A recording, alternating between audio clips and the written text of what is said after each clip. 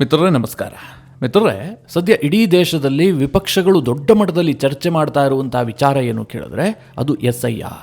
ಅದರಲ್ಲೂ ಬಂಗಾಳದಲ್ಲಂತೂ ಇದು ಬಹಳ ದೊಡ್ಡ ವಿಚಾರವಾಗಿದೆ. ಬಿಜೆಪಿಯವರು ಚುನಾವಣೆಯನ್ನು ಗೆಲ್ಲೋದಕ್ಕೋಸ್ಕರವಾಗಿಯೇ SIR ಮಾಡಿಸ್ತಾ ಇದ್ದಾರೆ ಅನ್ನುವ ರೀತಿಯಲ್ಲಿ ಬಂಗಾಳದಲ್ಲಿ ಪ್ರತಿಭಟನೆಗಳು ಕೂಡ ಆಗ್ತಾ ಇದ್ದಾವೆ. BLOಗಳು ಕೂಡ ಪ್ರತಿಭಟನೆ ಮಾಡ್ತಾ ಇದ್ದಾರೆ. ಇದೆಲ್ಲದರ ನಡುವೆ ಲೋಕಸಭೆಯ ಸೆಷನ್ ಆರಂಭವಾಗಿದೆ.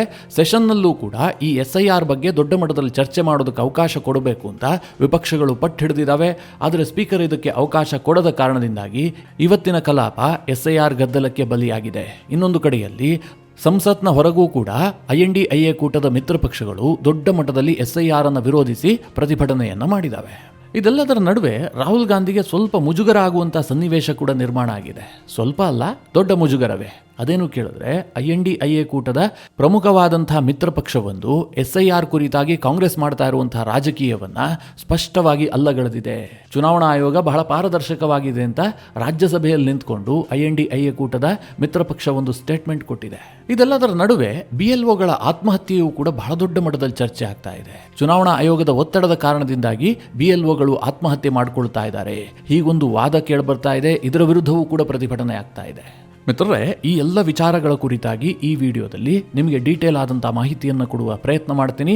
ನೀವು ಈ ವಿಡಿಯೋನ ಕೊನೆವರೆಗೂ ಮಿಸ್ ಮಾಡದೆ ನೋಡಿ. ಮೊದಲಿಗೆ ಮಿತ್ರರೇ, ಈ ಕಾಂಗ್ರೆಸ್ಗಾದಂತಹ ಮುಜುಗರ, ಎರಡನೇದಾಗಿ ಲೋಕಸಭೆಯಲ್ಲಿ SIR ಕುರಿತಾಗಿ ಆಗ್ತಾ ಇರುವಂತಹ ಗದ್ದಲ, ಇದ್ರ ಬಗ್ಗೆ ಆರಂಭದಲ್ಲೇ ಹೇಳ್ಬಿಡ್ತೀನಿ.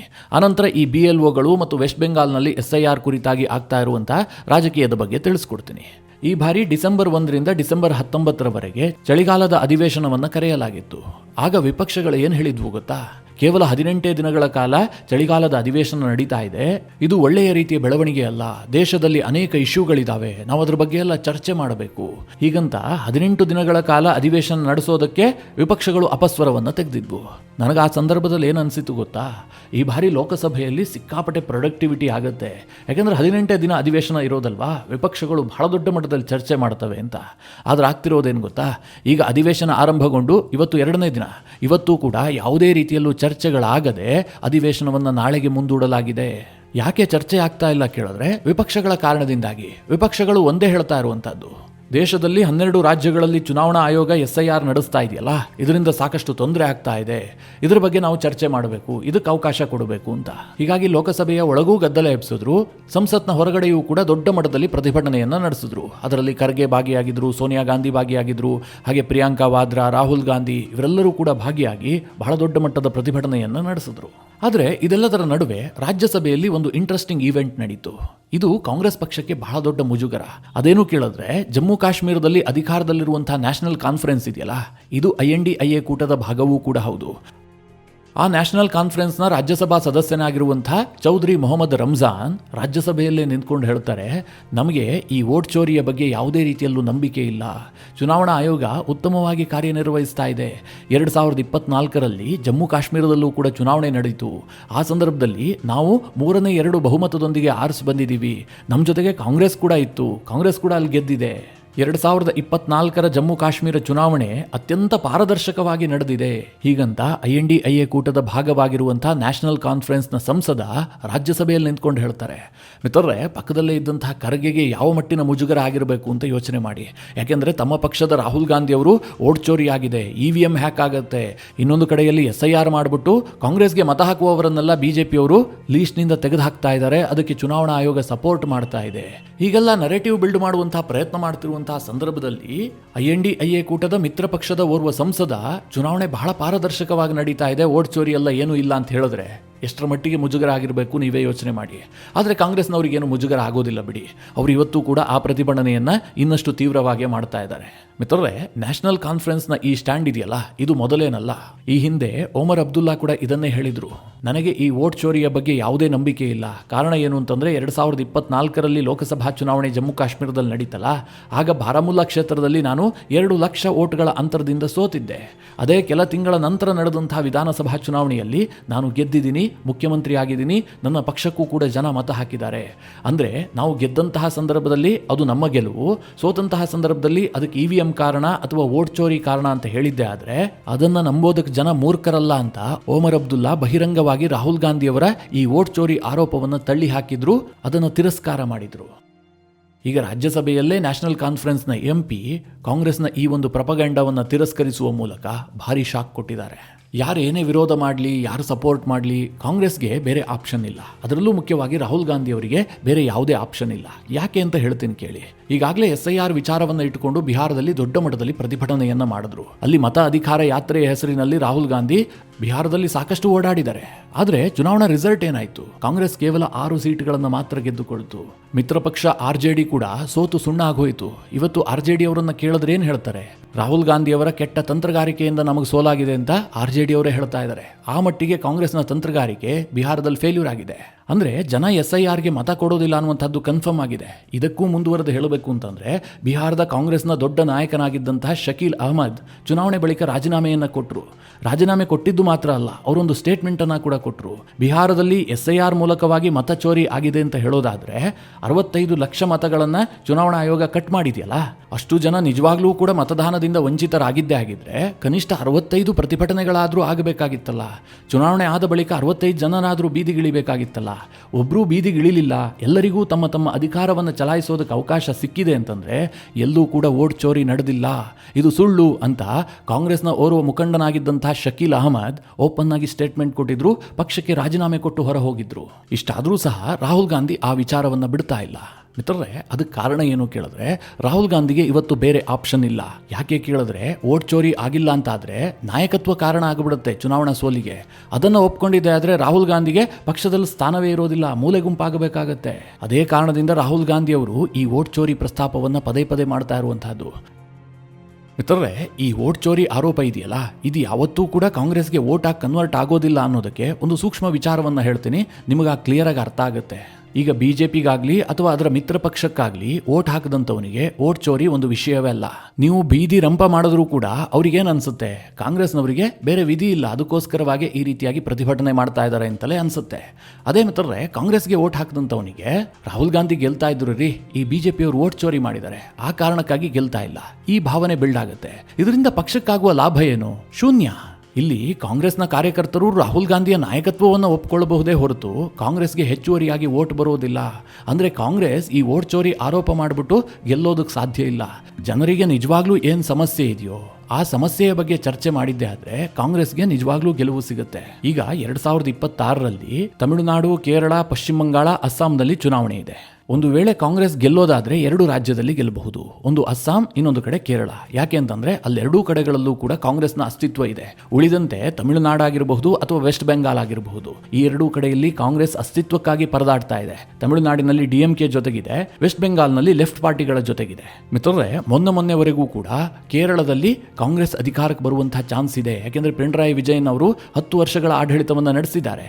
ಹೀಗಾಗಿ ಆಡಳಿತ ವಿರೋಧಿ ಅಲೆ ಇದೆ. ಈ ಕಾರಣದಿಂದಾಗಿ ಈ ಬಾರಿ ಕಾಂಗ್ರೆಸ್ ನೇತೃತ್ವದ ಕೂಟಕ್ಕೊಂದು ಚಾನ್ಸ್ ಇದೆ ಅಂತ ಹೇಳಲಾಗ್ತಾ ಇತ್ತು. ಆದರೆ ಈಗ ಪರಿಸ್ಥಿತಿಯಲ್ಲಿ ಬದಲಾಗ್ತಾ ಇದೆ. ಶಶಿ ತರೂರ್ ಬಂಡಾಯ, ಪಕ್ಷದಲ್ಲಿ ಗೊಂದಲ, ಈ ಎಲ್ಲ ಕಾರಣದಿಂದ ಕಾಂಗ್ರೆಸ್ ಮತ್ತೊಮ್ಮೆ ಸೋತರೂ ಕೂಡ ಏನು ಆಶ್ಚರ್ಯ ಇಲ್ಲ. ಇನ್ನು ಅಸ್ಸಾಂನಲ್ಲಿ ಹಿಮಂತ ಬಿಸ್ವಾ ಶರ್ಮಾ ಬಹಳ ಹೋಲ್ಡ್ ಇಟ್ಕೊಂಡಿದ್ದಾರೆ. ಕಳೆದ 10 ವರ್ಷದಿಂದಲೂ ಕೂಡ BJPಯಲ್ಲಿ ಅಧಿಕಾರಕ್ಕೆ ಬರ್ತಾ ಇದೆ. ಕಾಂಗ್ರೆಸ್ ಗೆಲ್ಲೋದು ಸ್ವಲ್ಪ ಟಫ್ ಇದೆ. ಹೀಗಾಗಿ 2026ರಲ್ಲಿ ಕಾಂಗ್ರೆಸ್ ಸೋಲಿನ ಹೊಣೆಯನ್ನು ಯಾರಿಗೆ ಹೊರಿಸೋದು? SIR ಅಥವಾ ಚುನಾವಣಾ ಆಯೋಗದ ಹೆಗಲಿಗೆ ಕಟ್ಟಬೇಕು ತಾನೆ? ಇದು ಗೊತ್ತಿದ್ದೇ ರಾಹುಲ್ ಗಾಂಧಿ ಅವರು ಈ SIR ವಿರುದ್ಧದ ಆರೋಪವನ್ನ ಕೈ ಬಿಟ್ಟಿಲ್ಲ, ಅದನ್ನು ಹಾಗೆ ಮುಂದುವರಿಸ್ತಾ ಇದ್ದಾರೆ. ಅವ್ರಿಗೆ ನಿಜವಾಗ್ಲೂ ಮನಸ್ಸಿನಲ್ಲಿ ಗೊತ್ತು SIRಗೆ ಜನ ವೋಟ್ ಹಾಕೋದಿಲ್ಲ ಅಂತ. ಆದರೂ ಸಹ ತನ್ನ ನಾಯಕತ್ವವನ್ನು ಉಳಿಸಿಕೊಳ್ಳೋದಕ್ಕೋಸ್ಕರವಾಗಿ ಈ ಅಭಿಯಾನವನ್ನು ಮುಂದುವರಿಸ್ತಾ ಇದ್ದಾರೆ. ಲೋಕಸಭೆಯ ಕಲಾಪವನ್ನು ಬಲಿ ಕೊಡೋದಕ್ಕೂ ಕೂಡ ಅವರೇನು ಯೋಚನೆ ಮಾಡ್ತಾ ಇಲ್ಲ. ಇನ್ನು ಈ ನಡುವೆ ಈ SIR ಕುರಿತಾಗಿ ಅತಿ ಹೆಚ್ಚು ಪ್ರತಿಭಟನೆಗಳಾಗ್ತಾ ಇರೋದಿಲ್ಲಿ ಪಶ್ಚಿಮ ಬಂಗಾಳದಲ್ಲಿ. ಅದಕ್ಕೂ ಒಂದು ಕಾರಣ ಇದೆ. ಮಮತಾ ಬ್ಯಾನರ್ಜಿ ಈಗಾಗಲೇ ಭಯ ಶುರುವಾಗಿದೆ. ಅದು ಯಾಕೆ ಕೇಳಿದ್ರೆ, ಬಿಹಾರದ ಚುನಾವಣಾ ಫಲಿತಾಂಶ ಬರ್ತಿದ್ದಂತೆ ನರೇಂದ್ರ ಮೋದಿ ಅವರು ದೆಹಲಿಯಲ್ಲಿ ಭಾಷಣ ಮಾಡಿದ್ರಲ್ಲ, ಹಾಗೇನು ಹೇಳಿದ್ರು? ಗಂಗೆ ಇವತ್ತು ಬಿಹಾರದ ಮೂಲಕವಾಗಿ ಬಂಗಾಳವನ್ನು ಸೇರ್ತಾಳೆ, ಮುಂದಿನ ಟಾರ್ಗೆಟ್ ಬಂಗಾಳ ಅನ್ನೋದನ್ನ ಸೂಚ್ಯವಾಗಿ ಮೋದಿ ಅವರು ಹೇಳಿದ್ರು. ಈಗಾಗಲೇ BJP ಅಲ್ಲಿ ಗೆಲ್ಲೋದಕ್ಕೆ ಏನೆಲ್ಲ ತಯಾರಿ ಬೇಕೋ ಎಲ್ಲವುದನ್ನ ಮಾಡ್ಕೊಳ್ತಾ ಇದೆ. ಒಂದು ಕಡೆ SIR ಆರಂಭವಾಗ್ತಿದ್ದ ಹಾಗೆ ಮಮತಾ ಬ್ಯಾನರ್ಜಿ ಅವರ ಬಂಧು ಬಾಂಧವರೆಲ್ಲ ದೇಶ ಬಿಡ್ತಾ ಇದ್ದಾರೆ. ಇನ್ನೊಂದು ಕಡೆ ಪಶ್ಚಿಮ ಬಂಗಾಳದಲ್ಲಿ CAA ಕೂಡ ಜಾರಿಯಾಗಿದೆ. ಕಳೆದ ಲೋಕಸಭಾ ಚುನಾವಣೆ ಸಂದರ್ಭದಲ್ಲೇ ಜಾರಿ ಆದರೂ ಕೂಡ ಅದು ಪೂರ್ಣ ಪ್ರಮಾಣದಲ್ಲಿ ಜನರನ್ನು ತಲುಪೋದಕ್ಕಾಗಿರಲಿಲ್ಲ. ಈ CAA ಜಾರಿಗೂ SIRಗೂ ಬಂಗಾಳ ಚುನಾವಣೆಗೂ ಏನ್ ಸಂಬಂಧ ಅಂತ ನಿಮಗೊಂದು ಪ್ರಶ್ನೆ ಬರಬಹುದು. ಪಶ್ಚಿಮ ಬಂಗಾಳದಲ್ಲಿ ಮತುವಾ ಅನ್ನುವಂತಹ ಒಂದು ದಲಿತ ಕಮ್ಯುನಿಟಿ ಇದೆ. ಮಿತ್ರರೇ, ಇದರಲ್ಲಿ ಬಹುತೇಕರು ಬಾಂಗ್ಲಾದಿಂದ ದಬ್ಬಾಳಿಕೆಗೊಳಪಟ್ಟು ಭಾರತಕ್ಕೆ ಓಡಿ ಬಂದಂತವರೇ ಆಗಿದ್ದಾರೆ. ಅವರು ಬಹಳ ವರ್ಷಗಳಿಂದಲೂ ಕೂಡ ಪಶ್ಚಿಮ ಬಂಗಾಳದಲ್ಲಿ ನೆಲೆ ಕಂಡುಕೊಂಡಿದ್ರೂ ಕೂಡ ಅವರಿಗೆ ವೋಟಿಂಗ್ ಪವರ್ ಇರಲಿಲ್ಲ. ಅಂದರೆ ಅವರಿಗೆ ನಾಗರಿಕತ್ವ ಸಿಕ್ಕಿರಲಿಲ್ಲ. ಆದರೆ ಯಾವಾಗ CAA ಜಾರಿ ಆಯಿತೋ ಆಗ ಅವರಿಗೆ ನಾಗರಿಕತ್ವ ಸಿಕ್ಕಿದೆ. ಅವರು ಈ ಬಾರಿಯ ಚುನಾವಣೆಯಲ್ಲಿ ವೋಟ್ ಮಾಡುವಂಥ ಸಾಧ್ಯತೆಗಳು ಹೆಚ್ಚಿದ್ದಾವೆ. ಒಟ್ಟಾರೆ ಅಂಕಿಅಂಶದ ಪ್ರಕಾರ ಪಶ್ಚಿಮ ಬಂಗಾಳದಲ್ಲಿ ಸರಿಸುಮಾರು 2.5 ಕೋಟಿಯಷ್ಟು ಮತುವಾ ಕಮ್ಯುನಿಟಿ ಇದೆ ಅಂತ ಹೇಳಲಾಗುತ್ತೆ. ಆದರೆ ಇದರಲ್ಲಿ ಬಂಗಾಳದಿಂದ ಬಂದಂತಹ ಮತುವಾ ಕಮ್ಯುನಿಟಿಯವರು ಎಷ್ಟು ಜನ ಅನ್ನೋದ್ರ ಬಗ್ಗೆ ಯಾವುದೇ ದಾಖಲೆಗಳಿಲ್ಲ. ಜೊತೆಗೆ CAA ಅಡಿಯಲ್ಲಿ ಸಿಟಿಜನ್ಶಿಪ್ ಪಡೆದುಕೊಂಡಂಥವ್ರು ಎಷ್ಟು ಅನ್ನೋದಕ್ಕೂ ಕೂಡ ದಾಖಲೆಗಳಿಲ್ಲ. ಇದು ಈಗ ಮಮತಾ ಬ್ಯಾನರ್ಜಿ ಅವರನ್ನ ಹೆದರುವಂತೆ ಮಾಡಿದೆ. ಒಂದು ಕಡೆ ಹಿಂದೂಗಳಿಗೆ ವೋಟಿಂಗ್ ಪವರ್ ಸಿಗ್ತಾ ಇದೆ, ಇನ್ನೊಂದು ಕಡೆ ತಾನು ಸೃಷ್ಟಿಸಿಕೊಂಡಂತಹ ವೋಟ್ ಬ್ಯಾಂಕ್ ಏನಿದೆ ಅದು ಬಾಂಗ್ಲಾಗೆ ಪರಾರಿ ಆಗ್ತಾ ಇದೆ. ಹೀಗಾಗಿ ಮಮತಾ ಬ್ಯಾನರ್ಜಿಗೆ ದಾರಿ ಕಾಣದೆ ಅವರು ಪ್ರತಿಭಟನೆಯ ಹಾದಿಯನ್ನು ಹಿಡಿದಿದ್ದಾರೆ. ಏನಾದರೂ ಮಾಡಿ SIR ಅನ್ನು ತಡಿಬೇಕು ಅನ್ನುವಂಥದ್ದೇ ಅವರ ಉದ್ದೇಶ ಆಗಿದೆ. ಇದರ ನಡುವೆ ಪಶ್ಚಿಮ ಬಂಗಾಳದಲ್ಲಿ ದೊಡ್ಡ ಮಟ್ಟದಲ್ಲಿ ಸದ್ದು ಮಾಡ್ತಿರೋದು ಏನು ಕೇಳಿದ್ರೆ BLOಗಳ ಆತ್ಮಹತ್ಯೆ. ಈ SIR ನವೆಂಬರ್ 4ರಿಂದ 12 ರಾಜ್ಯಗಳಲ್ಲಿ ಶುರುವಾಗಿದೆ. ಈ SIR ಆರಂಭವಾದ ಬಳಿಕ ಈವರೆಗೆ ಒಟ್ಟು 32 ಮಂದಿ ಪ್ರಾಣ ತೆತ್ತಿದ್ದಾರೆ. ಅದರಲ್ಲಿ ಕೆಲವರು ಆತ್ಮಹತ್ಯೆ ಮಾಡಿಕೊಂಡಿದ್ರೆ, ಇನ್ನು ಕೆಲವರಿಗೆ ಒತ್ತಡ ಹೆಚ್ಚಾಗಿ ಸಾವಿಗೀಡಾಗಿದ್ದಾರೆ. BLOಗಳ ಈ ಸಾವಿಗೆ SIR ಕಾರಣ ಅಂತ ವಿಪಕ್ಷಗಳು ಆರೋಪವನ್ನು ಮಾಡ್ತಾ ಇದ್ದಾವೆ. ಸೋಷಿಯಲ್ ಮೀಡಿಯಾಗಳಲ್ಲೂ ಕೂಡ ನೀವು ಇದ್ರ ಬಗ್ಗೆ ನೋಡಿರಬಹುದು. ಸಾಕಷ್ಟು ಈ ಬಗ್ಗೆ ಚರ್ಚೆ ಆಗ್ತಾ ಇದೆ. ಆದರೆ ಒಂದು ವಿಚಾರವನ್ನು ಹೇಳಬೇಕು, ಇಲ್ಲಿ ಚುನಾವಣಾ ಆಯೋಗದ ತಪ್ಪು ಕೂಡ ಇದೆ, ಇನ್ನೊಂದು ಕಡೆ BLOಗಳ ತಪ್ಪು ಕೂಡ ಇದೆ. ಎರಡನ್ನೂ ಕೂಡ ನಿಮಗೆ ವಿವರಿಸ್ತೀನಿ. ಮೊದಲನೇದಾಗಿ ಚುನಾವಣಾ ಆಯೋಗದ ತಪ್ಪೇನು ಕೇಳಿದ್ರೆ, ಈಗ ದೇಶಾದ್ಯಂತ SIR ಅನ್ನು ನಡೆಸೋದಕ್ಕೆ ಚುನಾವಣಾ ಆಯೋಗ ತೀರ್ಮಾನ ಮಾಡಿತು. ಸುಪ್ರೀಂ ಕೋರ್ಟ್ ಕೂಡ ಅದಕ್ಕೆ ತಡೆಯೊಡ್ಡಿಲ್ಲ. ಆದರೆ ಚುನಾವಣಾ ಆಯೋಗ ಸ್ವಲ್ಪ ಆತುರತೆಯನ್ನು ತೋರಿಸಿದೆ ಅಂತ ಮೇಲ್ನೋಟಕ್ಕೆ ಎದ್ದು ಕಾಣ್ತಾ ಇದೆ. ಅದು ಹೇಗೆ ಅಂತಂದ್ರೆ, ಈಗ ಪಶ್ಚಿಮ ಬಂಗಾಳ, ಅಸ್ಸಾಂ, ಕೇರಳ, ತಮಿಳುನಾಡು ಈ ಎಲ್ಲ ಕಡೆಗಳಲ್ಲಿ ಮುಂದಿನ ವರ್ಷವೇ ಚುನಾವಣೆ ಇದೆ. ಆದಷ್ಟು ಶೀಘ್ರದಲ್ಲಿ SIR ಅನ್ನು ಮಾಡಬೇಕಾಗಿತ್ತು, ಅದನ್ನು ಒಪ್ಕೊಳ್ಳೋಣ. ಆದರೆ UPಯಲ್ಲಿ ಚುನಾವಣೆ ಇರುವಂತಹದ್ದು 2027ಕ್ಕೆ, ಗುಜರಾತ್ನಲ್ಲೂ ಕೂಡ 2027ಕ್ಕೆ ಚುನಾವಣೆ ಇರುವಂತಹದ್ದು. ಹಾಗೆ ಮಧ್ಯಪ್ರದೇಶ, ರಾಜಸ್ಥಾನ, ಛತ್ತೀಸ್ಗಢ ಈ ಎಲ್ಲ ರಾಜ್ಯಗಳಲ್ಲಿ ಚುನಾವಣೆ ಇರುವಂತಹದ್ದು 2028ಕ್ಕೆ. ಆದರೆ ಆ ರಾಜ್ಯಗಳಲ್ಲೂ ಕೂಡ SIR ಅನ್ನು ನಡೆಸಿ ಕೇವಲ 1 ತಿಂಗಳ ಅವಧಿಯಲ್ಲೇ ಮುಗಿಸಬೇಕು ಅಂತ BLOಗಳಿಗೆ ಟಾರ್ಗೆಟ್ ಕೊಟ್ಟಿದ್ದಿದೆಯಲ್ಲ, ಇದು ಸ್ವಲ್ಪ ಅನಾಹುತಕಾರಿ. ಇದು ಚುನಾವಣಾ ಆಯೋಗ ವಿಪಕ್ಷಗಳಿಗೆ ಒಂದು ಅಸ್ತ್ರವನ್ನೇ ಕೊಟ್ಟಂತಾಗಿದೆ. ಇದು ಚುನಾವಣಾ ಆಯೋಗ ಮಾಡಿದ ತಪ್ಪಾದರೆ ಇನ್ನೊಂದು ಕಡೆ BLOಗಳ ಬಗ್ಗೆಯೂ ಕೂಡ ಚರ್ಚೆ ಮಾಡಬೇಕಾಗುತ್ತೆ. ಮಿತ್ರರೇ, BLOಗಳು ಹೆಚ್ಚಾಗಿ ಯಾರಾಗಿರ್ತಾರೆ? ರಾಜ್ಯ ಸರ್ಕಾರ ನಡೆಸುವಂತಹ ಶಾಲಾ ಶಿಕ್ಷಕರಾಗಿರ್ತಾರೆ. ಅವರಿಗೆ ಫಸ್ಟ್ ಟೈಮ್ ಇಂತಹ ಟಾರ್ಗೆಟ್ ಅಡಿಯಲ್ಲಿ ಕೆಲಸ ಮಾಡುವಂತಹ ಜವಾಬ್ದಾರಿ ಸಿಗ್ತಾ ಇದೆ. ಇದನ್ನು ನಿಭಾಯಿಸೋದಕ್ಕೆ ಅವರಿಗೆ ಆಗ್ತಾ ಇಲ್ಲ. ನನ್ನ ಪ್ರಶ್ನೆ ಏನು ಕೇಳಿದ್ರೆ, ಸರ್ಕಾರ ಕೊಟ್ಟಂತಹ ಒಂದು ಟಾಸ್ಕ್ ಅನ್ನ ಯಶಸ್ವಿಯಾಗಿ ಅವಧಿಯ ಒಳಗೆ ಮುಗಿಸೋದಕ್ಕಾಗದೆ ಒತ್ತಡಕ್ಕೊಳಗಾಗಿ ಆತ್ಮಹತ್ಯೆ ಮಾಡ್ಕೊಳ್ತಾರೆ ಅಂತಂದ್ರೆ ಆ ಶಿಕ್ಷಕರು ಮುಂದಿನ ಪೀಳಿಗೆಯನ್ನು ಯಾವ ರೀತಿಯಾಗಿ ರೂಪಿಸೋದಕ್ಕೆ ಸಾಧ್ಯ ಇದೆ? ತಾನೇ ಒಂದು ಒತ್ತಡವನ್ನು ಎದುರಿಸೋದಕ್ಕಾಗೋದಿಲ್ಲಪ್ಪ, ಅವರು ವಿದ್ಯಾರ್ಥಿಗಳಿಗೆ ಇನ್ನೇನು ಬೋಧಿಸೋದಕ್ಕೆ ಸಾಧ್ಯ ಇದೆ? ಪ್ರಶ್ನೆ ಬರುತ್ತೋ ಇಲ್ವೋ? ಹಾಗೆ ನೋಡೋಕೆ ಹೋದರೆ ನಮ್ಮ ಖಾಸಗಿ ಸೆಕ್ಟರ್ನಲ್ಲಿ ಎಂತಹ ಒತ್ತಡಗಳಿರುತ್ತೆ. ಕೆಲ ಮಲ್ಟಿನ್ಯಾಷನಲ್ ಕಂಪನಿಯಲ್ಲಿ ಕೆಲಸ ಮಾಡ್ತಾರಲ್ಲ ವರ್ಕರ್ಸ್, ಅವರು ಪ್ರತಿನಿತ್ಯ ಎಷ್ಟು ಗಂಟೆ ಕೆಲಸ ಮಾಡ್ತಾರೆ. ಆದರೆ ಈ BLOಗಳಿಗೆ ಏನಾಗಿತ್ತು ಗೊತ್ತಾ? ಬೆಳಿಗ್ಗೆ 10 ಗಂಟೆಯಿಂದ 5 ಗಂಟೆವರೆಗೆ 1-2 ತಾಸು ಪಾಠ ಮಾಡೋದು, ಸುಮ್ಮನೆ ಕೂರೋದು, ಮನೆಗೆ ಹೋಗೋದು, ಹೀಗಾಗ್ತಾ ಇತ್ತು. ಈಗ ದಿಢೀರಂತ ಒಂದು ಟಾರ್ಗೆಟ್ ಕೊಟ್ಟು ಇಷ್ಟರೊಳಗಾಗಿ ಮುಗಿಸಿ ಅಂತ ಹೇಳಿದ ತಕ್ಷಣ ಅವರಿಗೆ ಒತ್ತಡ ಎದುರಿಸೋದಕ್ಕೆ ಆಗ್ತಾ ಇಲ್ವಂತೆ. ಒಟ್ಟು 32 ಮಂದಿ BLOಗಳು ಸತ್ತಿದ್ದಾರೆ ಅಂತ ಅಂಕಿಅಂಶಗಳು ಹೇಳ್ತಾ ಇದ್ದಾವೆ. ಮಿತ್ರರೇ, ಈ BLOಗಳ ಸಾವಿನ ಬಗ್ಗೆಯೇ ಒಂದು ದೊಡ್ಡ ಮಟ್ಟದ ತನಿಖೆ ಆಗಬೇಕು. ಯಾಕೆ ಕೇಳಿದ್ರೆ, ಬಿಹಾರದಲ್ಲೂ ಕೂಡ SIR ಆಗಿತ್ತು. ಬಿಹಾರದ SIR ವೇಳೆ ಓರ್ವ BLO ಮಾತ್ರ ಸಾವಿಗೀಡಾಗಿದ್ರು. ಹಾಗೆ ನೋಡೋಕೆ ಹೋದರೆ ಬಿಹಾರದಲ್ಲೇ ಅತಿ ಹೆಚ್ಚು ಅನಕ್ಷರತೆ ಇತ್ತು. ಜನರಿಗೆ ಅದರ ಬಗ್ಗೆ ಅರಿವಿರಲಿಲ್ಲ. ಅಷ್ಟೆಲ್ಲ ಟಾಸ್ಕ್ ಅನ್ನ ಸೀಮಿತ ಅವಧಿಯಲ್ಲಿ ಬಿಹಾರದ BLOಗಳು ಮುಗಿಸಿದ್ದಾರೆ. ಆದರೆ ಬಂಗಾಳದ BLOಗಳಿಗೆ ಆಗ್ತಾ ಇಲ್ವಂತೆ. ಬಿಹಾರಕ್ಕಿಂತ ಬಂಗಾಳದಲ್ಲೇನು ಹೆಚ್ಚಿನ ವೋಟರ್ಸ್ ಇಲ್ಲ. ಆದರೂ ಸಹ ಒತ್ತಡವನ್ನು ತಾಳಲಾರದೆ ಆತ್ಮಹತ್ಯೆ ಮಾಡ್ಕೊಳ್ತಾ ಇದ್ದಾರೆ ಅಂತಂದರೆ ಒಂದು ಉನ್ನತ ಮಟ್ಟದ ತನಿಖೆ ಆಗಬೇಕು. ನಿಜವಾಗ್ಲೂ ಆತ್ಮಹತ್ಯೆ ಮಾಡ್ಕೊಳ್ತಾ ಇದ್ದಾರೋ ಅಥವಾ ಅವರು ಫೀಲ್ಡ್ ವರ್ಕ್ಗೆ ಹೋದಂತಹ ಸಂದರ್ಭದಲ್ಲಿ ಏನಾದರೂ ಹೆಚ್ಚು ಕಡಿಮೆ ಆಗ್ತಾ ಇದೆಯಾ ಅಂತ. ಯಾಕೆಂದರೆ ಬಂಗಾಳದಲ್ಲಿ ಚುನಾವಣೆ ಸಂದರ್ಭದಲ್ಲಿ ಎಂತೆಂತಹ ದಾಂಧಲೆಗಳಾಗತ್ತೆ ಅಂತ ನೀವೆಲ್ಲ ನೋಡಿರ್ತೀರಿ. ಒಟ್ಟಿನಲ್ಲಿ ಮಿತ್ರರೇ, ಇದಿಷ್ಟು SIRನ ವಿಚಾರವಾಗಿ ದೇಶದಾದ್ಯಂತ ಆಗ್ತಾ ಇರುವಂಥ ಹಂಗಾಮದ ಕುರಿತಾಗಿ ಮಾಹಿತಿ. ಈ ವಿಚಾರವಾಗಿ ನಿಮಗೇನನ್ಸುತ್ತೆ? ನಿಮ್ಮ ಅನಿಸಿಕೆ ಅಭಿಪ್ರಾಯವನ್ನು ಕಮೆಂಟ್ ಮಾಡುವ ಮೂಲಕ ನಮಗೆ ತಿಳಿಸಿ. ಹಾಗೆ ನಿಮಗೆ ಈ ವಿಡಿಯೋ ಇಷ್ಟವಾದರೆ ಲೈಕ್ ಮಾಡಿ. ಜೊತೆಗೆ ನೀವಿನ್ನೂ ನಿಮ್ಮ ನೆಚ್ಚಿನ ಸಂಸ್ಕಾರ ಸೌರಭ ಯೂಟ್ಯೂಬ್ ಚಾನಲ್ನ ಸಬ್ಸ್ಕ್ರೈಬ್ ಮಾಡಿಲ್ಲ ಅಂತಾದರೆ ಈ ಕೂಡಲೇ ಸಬ್ಸ್ಕ್ರೈಬ್ ಮಾಡಿ. ಮುಂದಿನ ಎಲ್ಲ ಅಪ್ಡೇಟ್ಗಳ ನೋಟಿಫಿಕೇಷನ್ಗಾಗಿ ಬೆಲ್ ಐಕಾನ್ ಒತ್ತಿ.